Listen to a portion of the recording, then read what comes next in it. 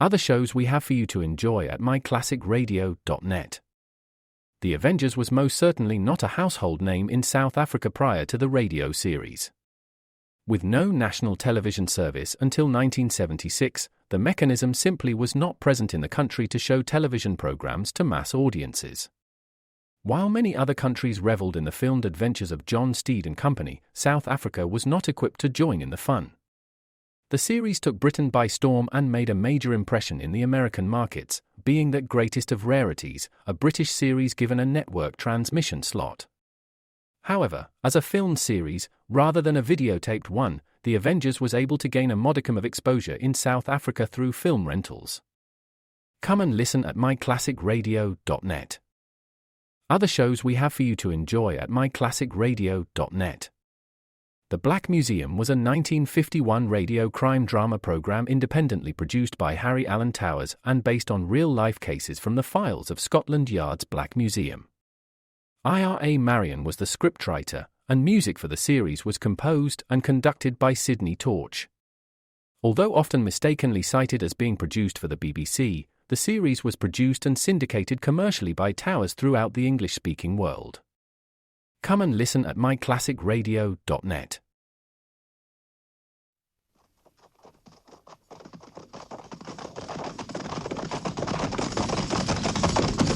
At the gallop! Oh!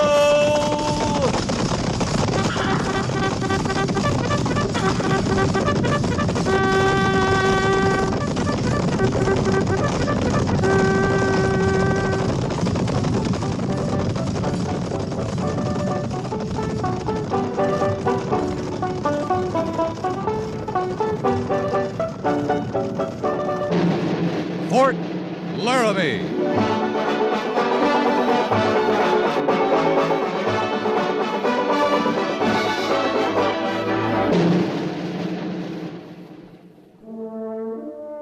Fort Laramie, starring Raymond Burr as Captain Lee Quince. Specially transcribed tales of the dark and tragic ground of the wild frontier. The saga of fighting men who rode the rim of empire. And the dramatic story of Lee Quince, Captain of Cavalry.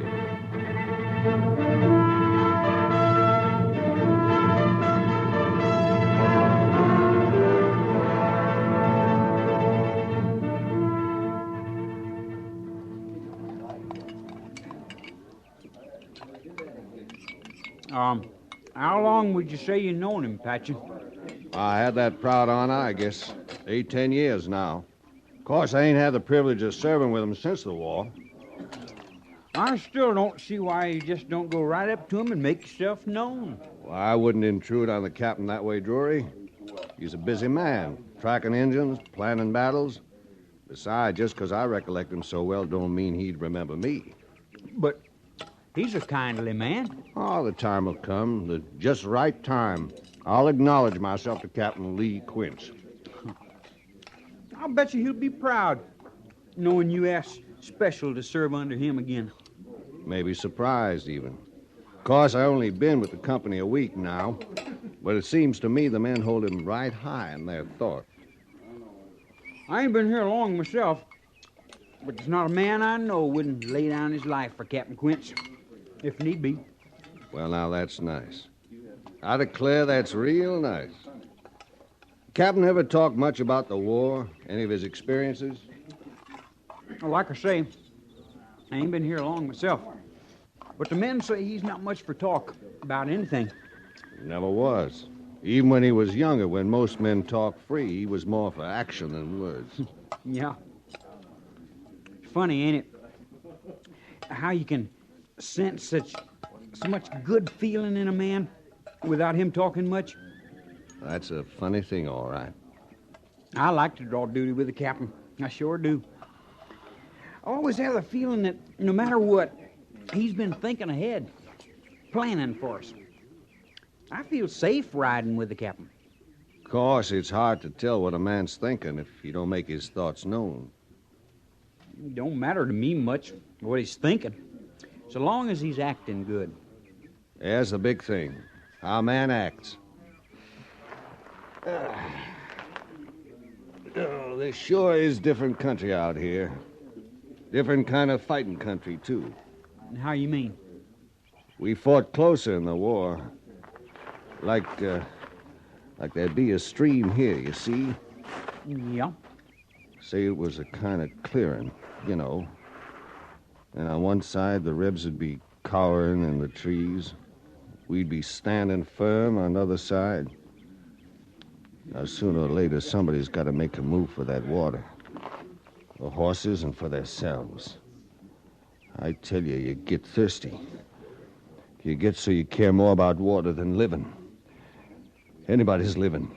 Well, mostly, we're lucky out here. Seems like there's more creeks A and man's streams got a right and to a prairies. drink when he's dry. More than dry, your insides get to feeling like sand, dust. Like they was gonna crumble. Patchen? What's the matter with you, Patchen?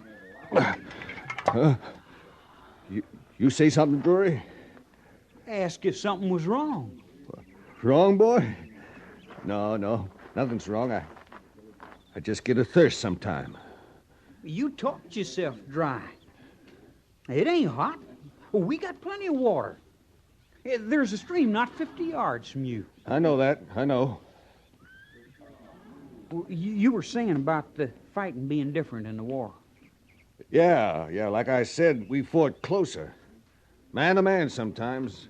A man to dismount, fix his saber to his carbine, and such a bloody slashing away you never saw. I ain't seen nothing like that in the West. Out here, seems like you do more chase than anything else. We've been tracking Injuns, how long, 2 days now? I ain't drawn my sights on one. Have you, Drury? That ain't saying they ain't here. Somewheres. Captain Quince must think they're around. Well, you know I'm not saying that. Why, there ain't a man among you come less near to criticizing the captain's judgment. Well, you're forgetting, boy. I know better than any of you what a great man he is.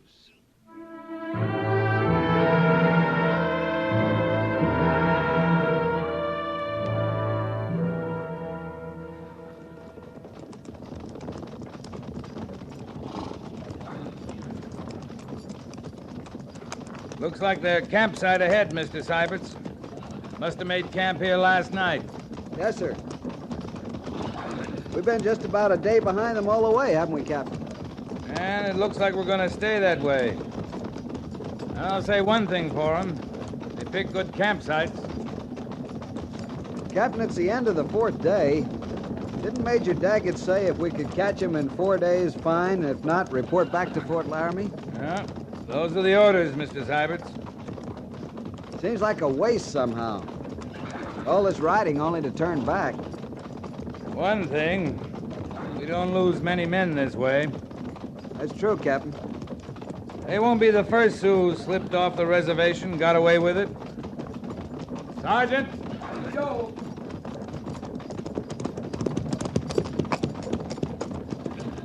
We'll make camp ahead at Bitter Creek. Yes, sir. I guess we lost him, sir. The Sioux? We never had them to lose, Sergeant. No, sir.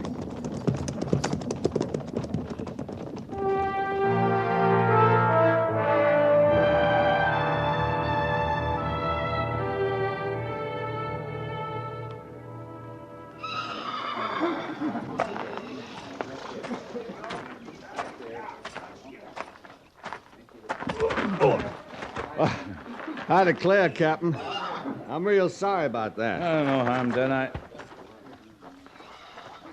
You better get on with your job, Trooper. Patchen's the name. That's if you don't remember. I remember. I kept hoping I'd bump into you, Captain, sir. Sure enough, I did. You been with B Company long? Just a week. I didn't want to bother you, seeing you was heading up this big Injun chasing operation.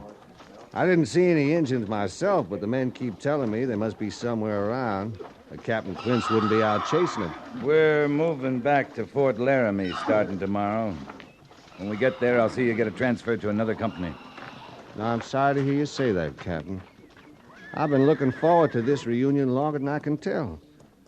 Tell the truth, I thought you'd hold a higher rank by now, seeing men like Custer and McKenzie are generals. And you're their equal, I could swear to that. I've been telling them... You got a job to do, Trooper. Better get on with it. Is that an order, Captain, sir? That's an order. Yes, sir.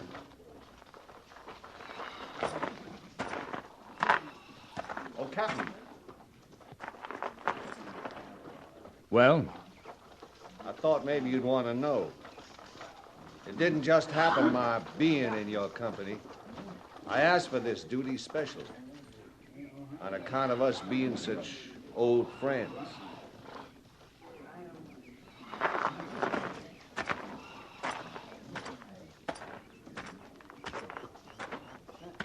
I guess you remembered him all right, Captain. What was that, Drury? Patchen, sir. He was worried for fear you might not remember who he was. That so? I told him. I knew you'd recollect. You're just not the kind of man to forget a friend. He's been talking to you a lot, Drury? I'll put it this way, sir. I know you a lot better since meeting up with Patchen. I wonder. Well, I feel I do. The rest of the men, they feel like I do. We wasn't surprised to hear it exactly, but we sure didn't know you mapped campaigns for General Sheridan. General Cook, too. And all them acts of bravery when you led the Trooper. charge.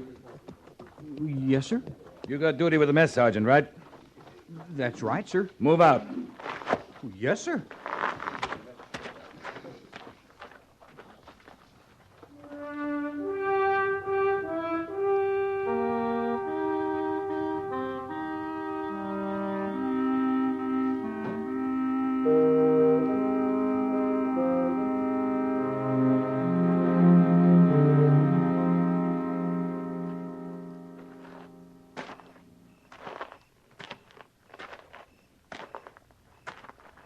Captain, sir? What is it, Gorse? The camp's most bedded down, Captain. The pickets are out. Who's on picket duty? It's our last night out, sir. Corporal Jenkins used the rest of the patrol. Who are they, Gorse? Well, sir, he put Vickers and Culp up by the bend. Over the west, he's got Stevens and Holt. Then over south, Beale and Patchen. I told Corporal Jenkins no picket duty for Patchen, and I meant it. Captain... No picket duty for Patchen, that's an order. Yes, sir.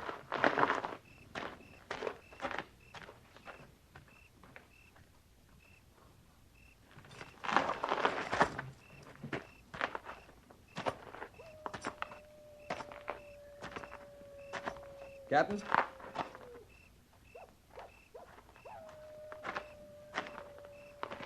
Mind if I say something, sir? I mind if anybody says something, Mr. Syberts.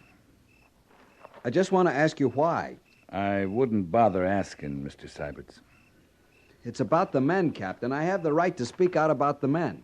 You've got the right. They're tired, sir. They've ridden 4 days out, 3 days back. We've been moving like someone was chasing us. Only no one is.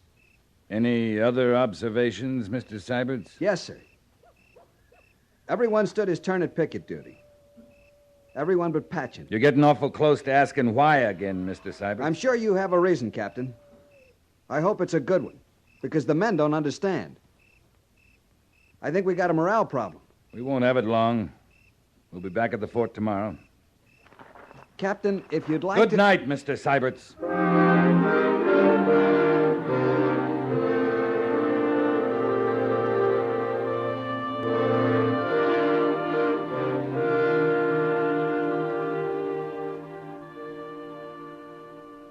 That all you have to say, Captain? Well, it's clear I'm asking for Patchen's transfer. But you won't say why. If you're talking about those forms you fill out, Major, put down for the good of company morale. I'm interested in company morale. I've watched, I've listened to Lieutenant Syberts, I've talked to Sergeant Gorse. Now I'm going to ask you, Captain. It's personal. We haven't got room for personal quarrels, Lee. Oh, this is so little like you, I don't even believe it. Nobody who knows you believes it. You don't let these things happen. We going to talk about that transfer? No, we're going to talk about morale. Well, suppose I transfer this man. What good would that do? You've got a company out there. They're going to be here whether Patchen's transferred or not. They watched this man get to you. As nearly as I can tell, he's been killing you with kindness. That's what he's trying to do. Why? Why? He hates my guts. Goes way back. No picket duty for Patchen. Why? I like my camp safe when I'm in hostile territory, Major. It'll be a lot of trouble to get his Army record clear back to the war. But I'll go to that trouble, Lee, if you don't tell me.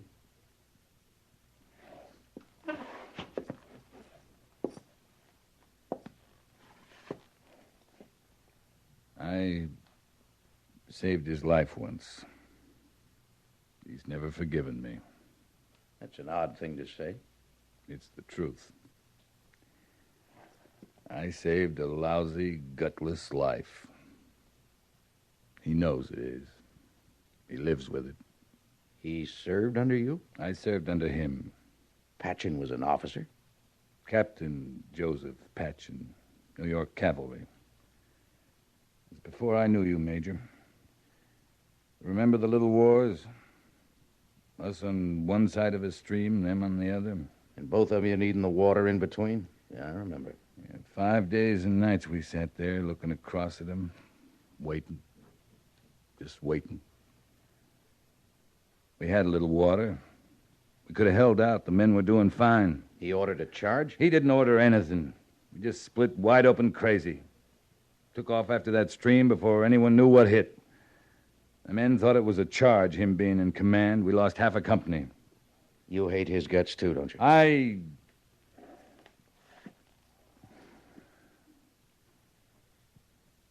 Every good man's got fear in him. I don't mind honest fear. I hate a coward, Major. You were commissioned on the field, Lee. Was it there? Yeah. He can't forget that either. Surely he was relieved of his command. Major Daggett, sir. Sergeant Gorse? Corporal of the Guard reports 2 deserters, sir. It's Patchen and Drury.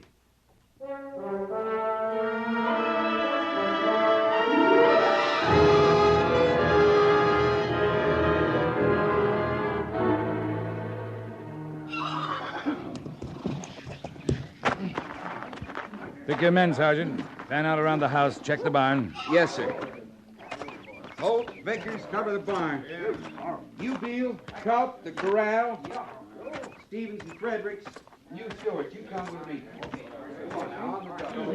Afternoon to you, mister. They trample that young wheat the Army will owe me. We didn't come here to trample your crop. We're looking for deserters. New kind of grain, supposed to be special for the high plains. I put a lot of money in that grain. I want it to come up. 2 men. One just turned 20, the other older. My age or better. I thought the Army was for fighting Indians. Give that up, didn't they? You need men to fight Indians, mister. Don't look at me. I got enough trouble trying to prove up land like this. Didn't intend to ride off. I meant to stay with horses. Thought I could raise them. Good enough grazing land. Well, the Indians run the horses off. I'd get them grown strong on the grass. About that time, here they'd come. Indians. You don't keep horses now? A couple. They're not extra. I'm going to have to look in your house, mister. Well, I suppose you are.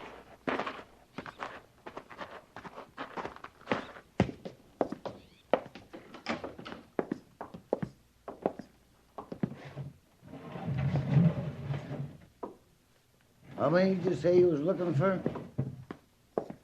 2. Brought quite a few soldiers along, looking for 2 men. There's some kind of penalty for hiding soldiers who take a notion to run? The Army don't take kindly to it, mister. Couldn't shoot a body, though, could you? You've seen him? You don't see many folks out this way. You and your soldiers are more than I've seen in months. How long since you've been in Laramie Village? Oh, a long time. I stay pretty close here.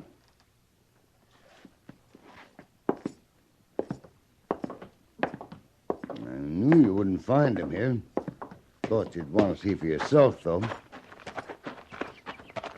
Captain, found this in the shed by the barn. You prefer a cavalry saddle, mister? I'm gonna have to find that out. Ain't used to it yet. It'd help if we knew which way they headed when they left. To tell you the truth, it's hard for me to think they was here at all. Ah, let's go, Gorse. Captain. His boots. Sure, he's wearing cavalry boots, owns a cavalry saddle. But he hasn't seen anyone. You trample that young wheat, I'll send the army a bill.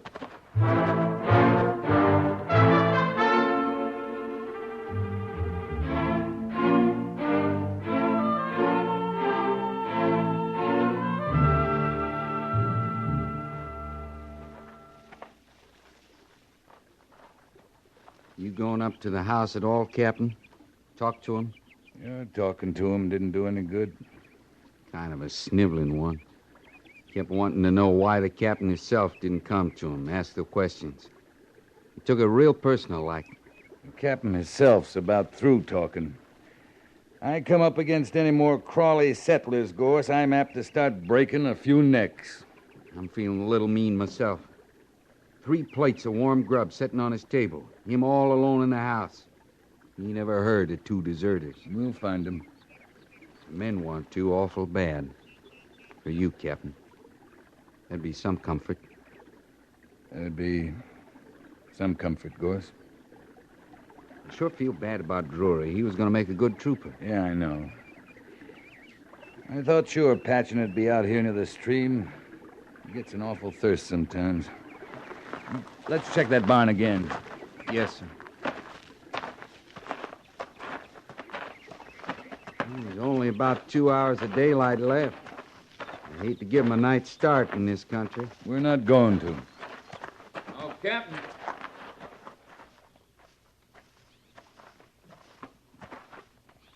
You, are the captain. Speak your mind, mister. We're busy. I'd, like to talk to you alone. I'll check the barn, sir.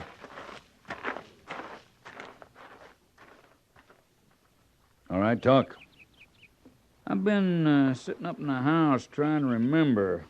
I ain't sure, but seems to me I read somewheres once that there was a reward for turning in deserters. Now, did I just dream that? There's a $20 reward, mister. Only $20? $20. Ain't very much, is it? I don't suppose you're prepared to go any higher. I'm not prepared to go that high, mister. But the Army figures it's worth $20. $20 a piece? That's it. 8 men looking for 2 men. And the total price on their heads is $40. Ain't no bargain, Captain. It sure isn't. Total pay for the 8 men looking is $4 a day. 50 cents apiece. Is that all? And the price isn't just for their heads, mister. We'd have to insist on the rest of them, too. In here, Captain.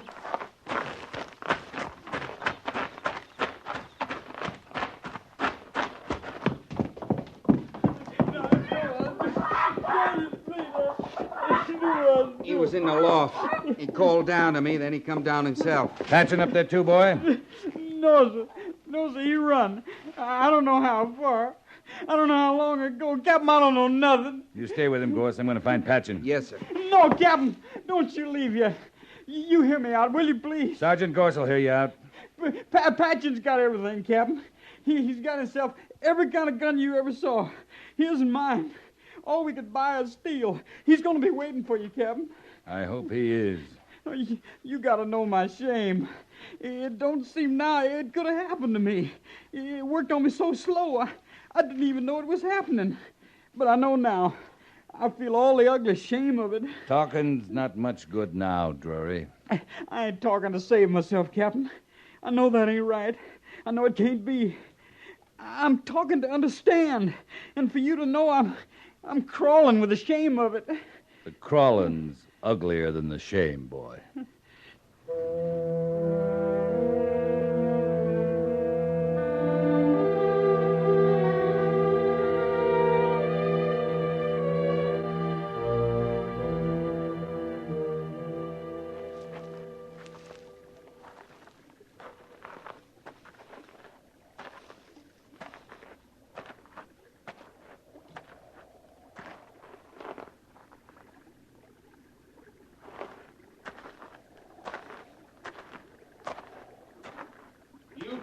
alone, Quince?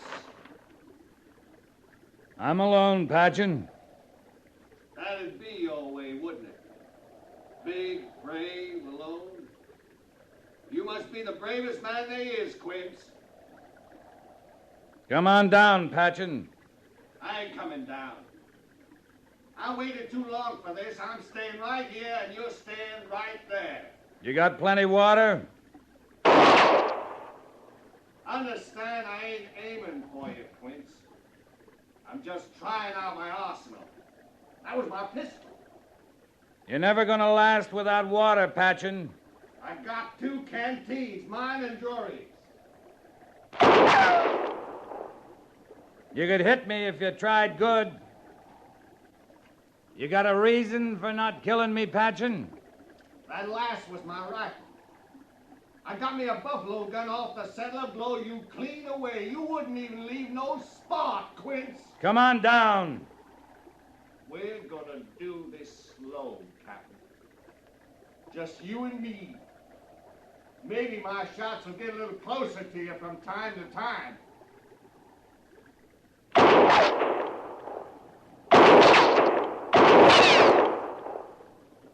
We'll keep it slow a while. I want you to die a long time, Quince. 5 days and 5 nights of dying. Remember, Quince? I remember. You want me to die, all right. Long time of dying. But you aren't the man to kill me, Patchen.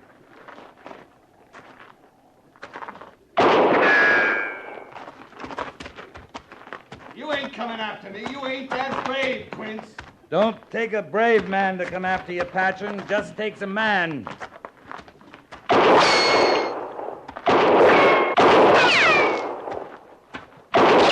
I hated you a long time. If I have to do, I could hate you dead.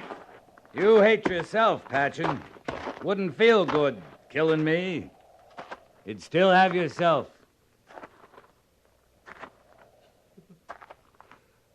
You're going to kill me? That what you coming to do? Kill me?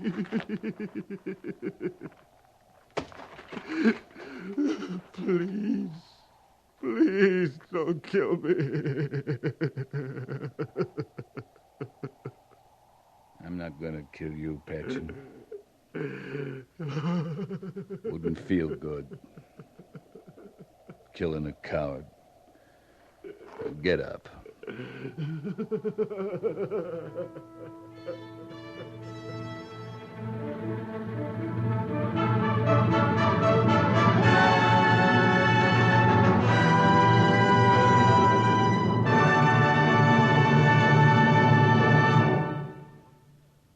Fort Laramie is produced and directed by Norman MacDonald and stars Raymond Burr as Lee Quince, Captain of Cavalry, with Vic Perrin as Sergeant Gorse.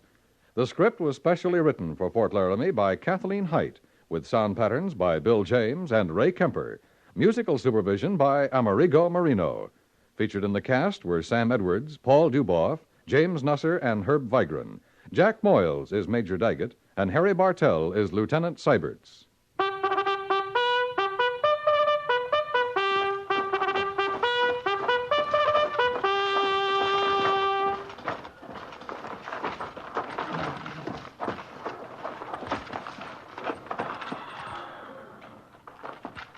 Company, attention! Dismiss.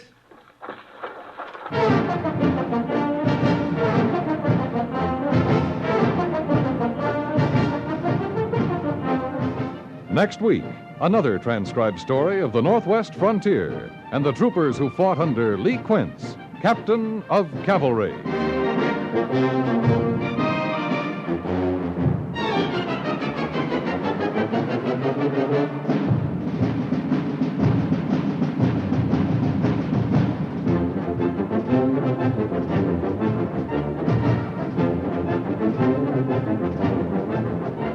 Each year, new automobiles come equipped with new and better devices for safety and comfort.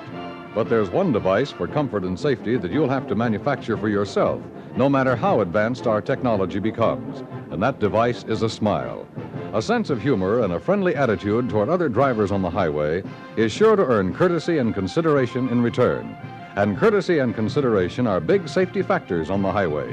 Check the gas, the oil, and make sure you've brought along your smile.